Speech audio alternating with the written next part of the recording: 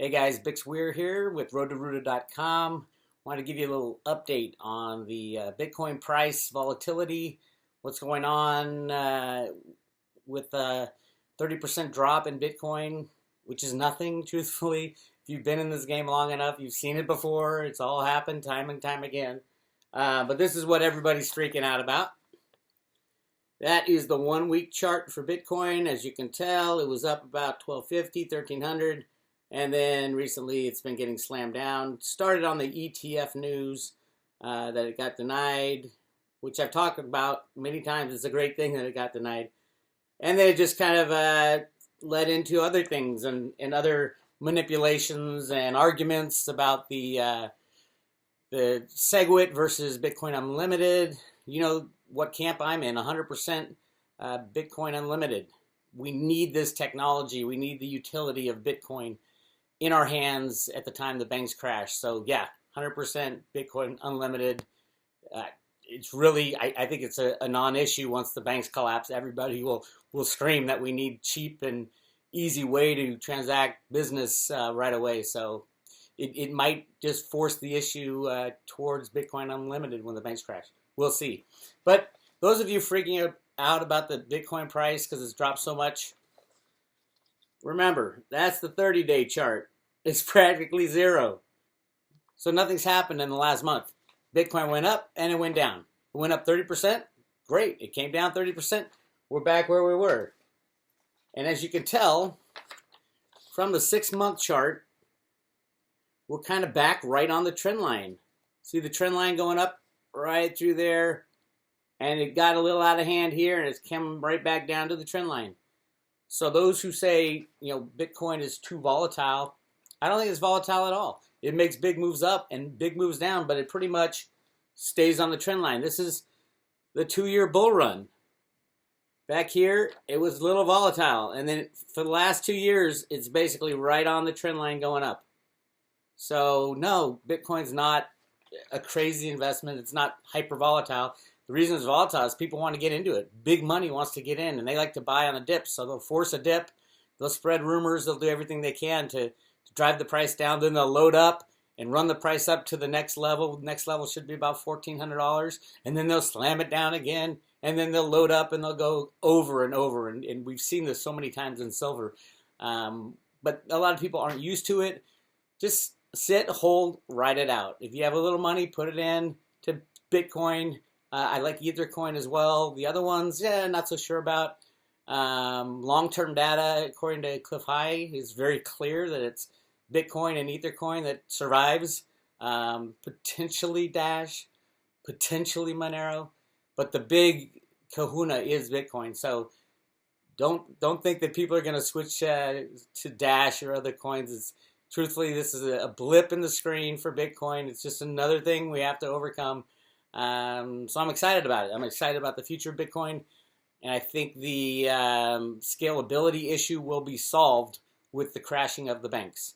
Because once that happens, everybody will be screaming for Bitcoin, for using Bitcoin. Its use as a utility, as something that we can use to transact business, to buy a cup of coffee, to go to the grocery store with.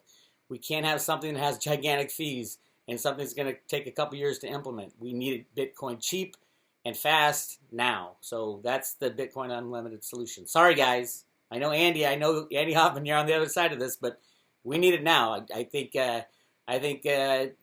all the brains that are working on the SegWit solution aren't thinking about the imminent collapse of our current banking system. So yeah, I think Bitcoin Unlimited will be our answer. And obviously, Gavin Andreessen is on board with the BU solution. I think Satoshi, if we asked him, would definitely be on board for the BU solution because it's for the people. This gets Bitcoin into the hands of the people, and that's what's important right here and right now. I also want to talk about this. This is the world in 2017, the Economist magazine cover. I wrote a report on it. You can get it at roadtoruta.com in the very top. It's called The World in 17, Roota's Analysis. But it's very interesting. As you can see, it's a tarot card spread, and everybody was freaking out about it because of, they see the death card on there, and they think, oh my God, it's the death card.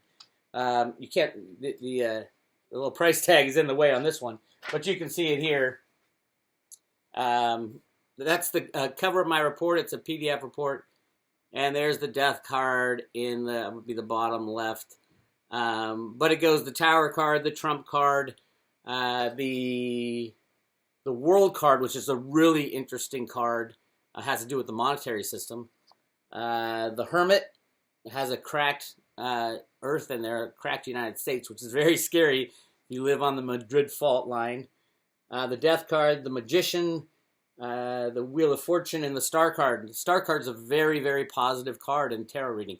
And in tarot reading, you go basically from top left over and then bottom left over that way. And I have done a full analysis of what they're trying to tell us. And at first I thought, this is just horrible. I mean, the death card on the cover of the Economist magazine, and all these kind of evil omens, especially considering the 2015 cover and the 2016 cover, which a lot of these things came true. The terrorist attack in Paris, the attack at the gay nightclub in last year in 2016, all kinds of things came true. So I was thinking, oh my God, what's happening this time in 2017, according to The Economist? But when you understand what the cards mean and you read them as the tarot card readers read them, from top left over to the bottom left over, it becomes very clear what's going to happen. The first part of my analysis is the first card, which is the Tower card.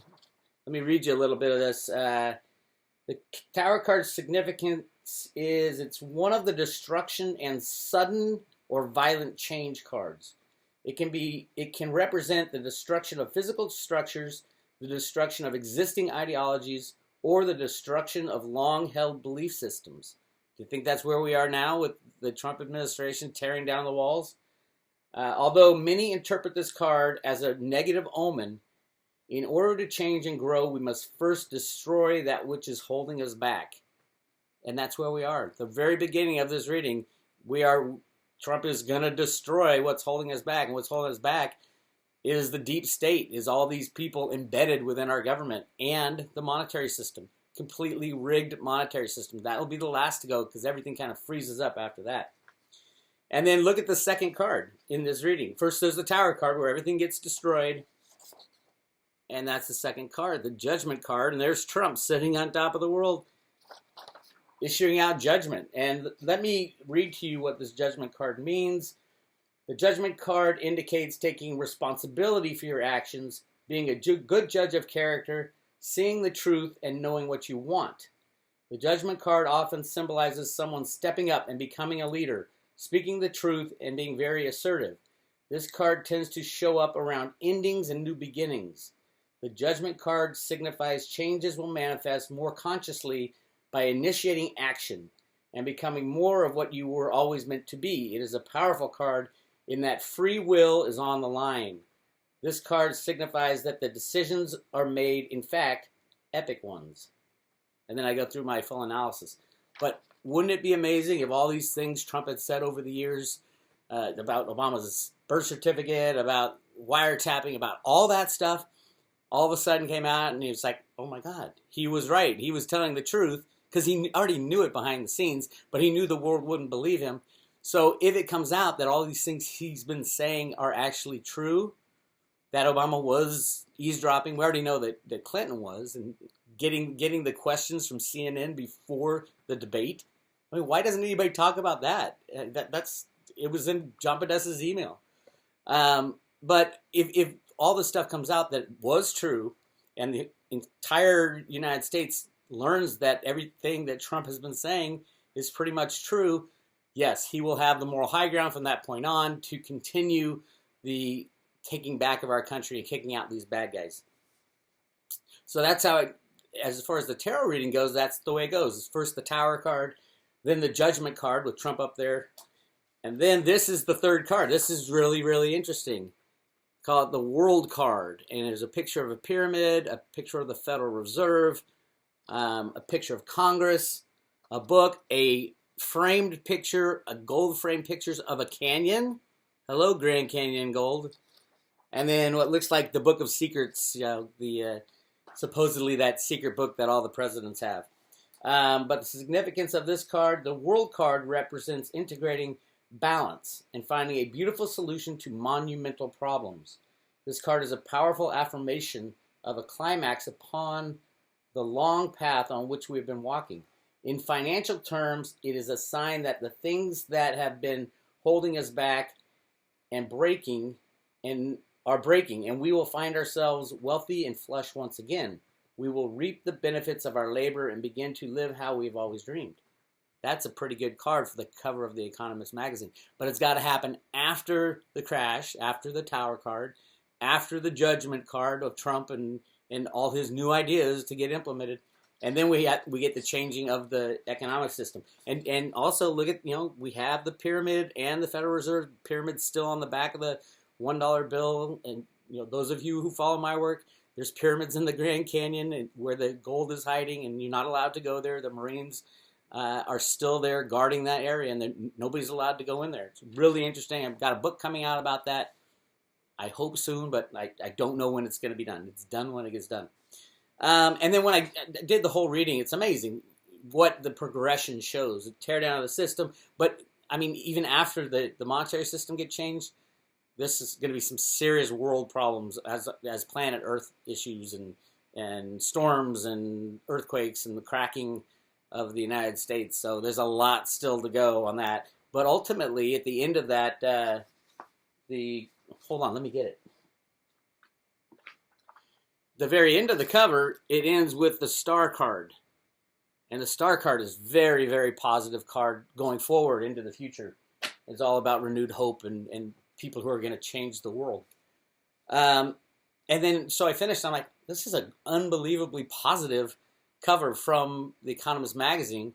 And just so that I'm not just making this up, here is the calendar for the 2016, this is inside the magazine. This is the calendar for 2016 edition. Look at all that death and destruction and bombs going off at soccer matches, arrows in the ground, arrow in the London Brexit podium. There's a lot of stuff in this calendar, really bad stuff that happened in 2016. And so I was interested to see if they had a calendar in the new one, and they did have a calendar, and then to see if it was positive or as positive as the cover was. Look at that calendar. Everybody's happy and cheers. There's no explosions. If you look, there's a guy on a yacht waving to the crowd, and they're on the beach waving to him with the presidential seal behind it. Drinking, having fun. There's nothing bad in this calendar. It's an amazing difference between the first calendar, which is all bombs, death, and destruction. So anyway, that's where we are on our path. If you want to buy a copy of this report, The World in 2017, it's very top of the Road to Roota website. It's in the general store, Roota's general store. It's got all my reports, and a couple down, it's The World in 2017. It goes through every card and kind of the meaning and significance in our current transition.